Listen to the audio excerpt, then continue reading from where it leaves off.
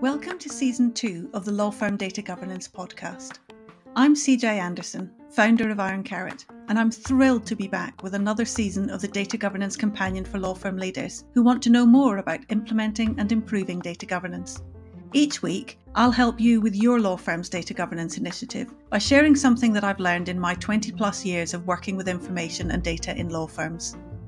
Over this season, I'll explore a law firm's drivers for and the benefits of data governance. So whether you're making the business case to create your data governance capability, or you're making the business case to get some help to get started with data governance, I hope that this season helps to set you up for success. This is Season 2, Episode 2 of the Law Firm Data Governance Podcast. In this episode, I'm going to talk about the drivers that influence a law firm to explore data governance. Since you can't write a business case without understanding why you are looking to make a change, understanding these drivers is an important first step. So what is a strategic driver? These are the things that shape a firm's plans for the future. Another way of explaining a strategic driver is that it is a factor to be considered when developing the firm's strategy. There are two types of drivers, internal drivers and external drivers. Internal drivers of change come from inside the firm, and they relate to how the firm functions internally. These forces might include low performance or low satisfaction, conflict, profit goals, a new mission or new leadership. External drivers include markets, competition, regulations, technology, and client needs. If you want to take an academic approach to drivers for change, then I recommend that you hunt out the Burke-Litwin model, which shows the various drivers of change and ranks them in terms of importance as a diagram with the most important factors at the top. Now, I don't think it's necessary, for business case purposes at least, to work through all 11 drivers on that model. It's more important to pick out the drivers that are burning platforms for your firm specifically.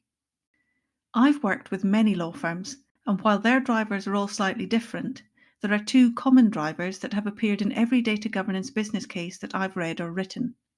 These are client expectations and everything happens in silos.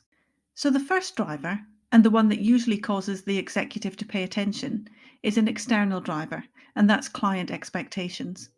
Companies in general are becoming more data-driven and more data-aware. PLCs, banks, and insurers in particular are pushing law firms to share more of the data that they hold about them and to be much more transparent about matter progress and matter costs. Clients are also often seeking to self-serve this information rather than asking their contact to produce it for them and send it by email.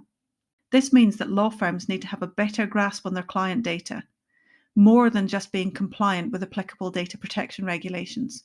The second driver, everything happens in silos, is really three separate challenges. Challenge number one is that no one trusts the data.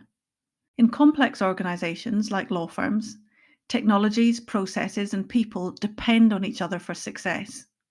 Most people in the firm will only see data relevant to them, so they need to be able to trust that they are looking at quality data.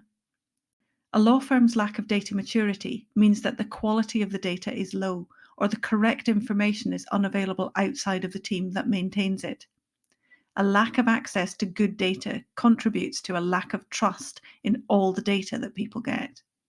So they start to create and manage their own versions of the same data. Challenge number two is that law firms manage data for operational, not for strategic reasons. Operational management means the day-to-day activities required to manage data as part of the firm's transactional processes. In recent years, the focus for law firms has been on achieving operational efficiency. Most law firms review each business service in turn using techniques like Six Sigma, and any documented processes start and stop at that business service function's borders. But, of course, data doesn't sit neatly in functional groupings. Many of the firm's systems and processes utilize, for example, employee names or client names. Strategic data management focuses on the activities necessary to ensure competitive positioning and takes a cross-functional view of data and data management processes. Challenge number three is the lack of communication and transparency of data decisions. Having an operational focus on managing data in functional silos has had the unintended consequence of minimizing communication between teams.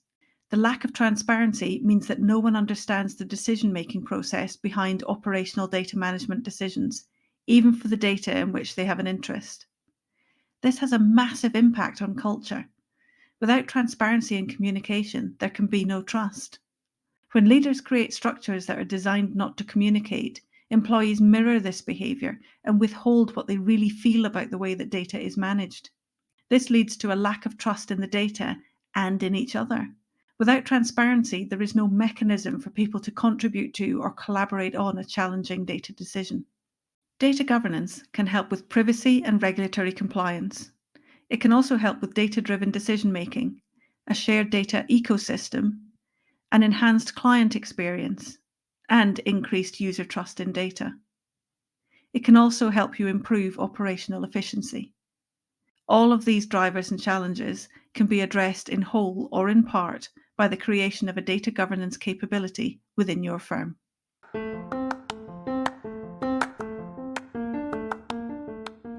Thank you for joining me in this Law Firm Data Governance podcast episode. I hope you enjoyed it.